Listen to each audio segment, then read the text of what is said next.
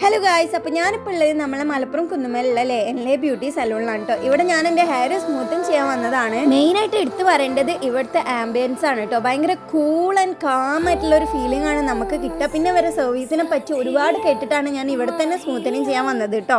ഇതാണ് കേട്ടോ നമ്മളെ ബബിത മാം. എന്നെ കൂടുതൽ ഇംപ്രസ് ചെയ്തത് ബബിത മാമിൻ്റെ കസ്റ്റമേഴ്സിനോടുള്ള ബിഹേവ് കണ്ടിട്ടാണ് കേട്ടോ. അത്രയും ഫ്രണ്ട്ലി ആയിട്ടാണ് നമുക്ക് ഓരോ കാര്യങ്ങളും പറഞ്ഞു തരുന്നത്.